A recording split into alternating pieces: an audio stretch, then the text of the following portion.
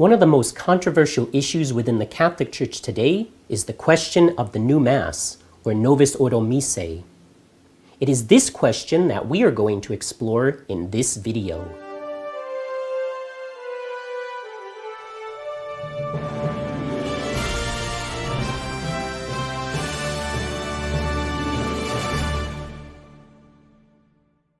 This Novus Ordo Missae, or new way of saying Mass, was introduced in 1969 by Pope Paul VI.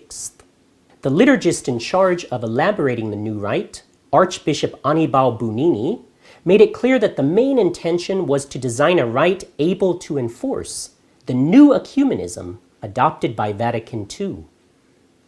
He declared in 1965, quote, "We must strip from our Catholic prayers and from the Catholic liturgy everything which can be the shadow of a stumbling block for our separated brethren, that is, for the Protestants," unquote. To accomplish this ecumenical goal, he solicited the help of 6 Protestant ministers. In the new rite, man has become more of the focus, not so much God. The priest and faithful gather for a meal to share with one another Christ's loving presence. This desire to create a man-centered liturgy has produced noticeable changes, using vernacular languages, introducing Mass facing the people, and equating the laity's role with that of the priest.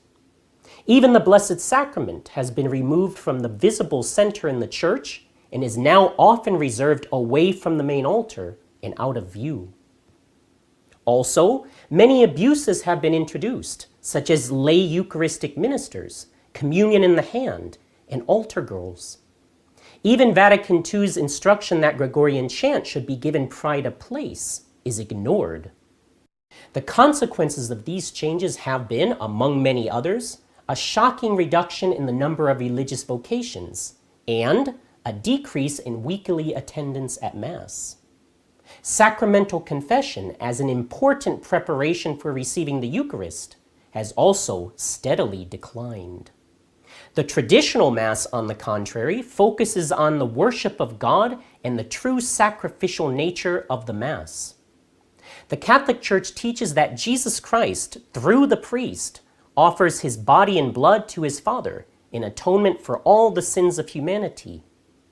Holy Communion is a consequence of this sacrifice and allows men to receive the effects of the sacrifice of reparation.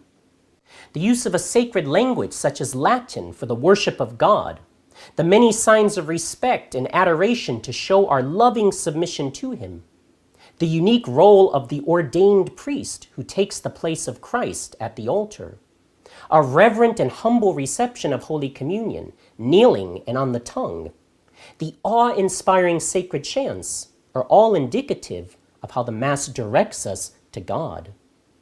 A return to the traditional form of the liturgy has consistently produced an increase in vocations, a better attendance at Sunday and even at daily Mass, a more frequent use of the sacrament of penance, and overall a heightened awareness of the sacred, sacrificial nature of the liturgy. The traditional Mass and all of the doctrine that it conveys is the means for a true restoration of all things in Christ.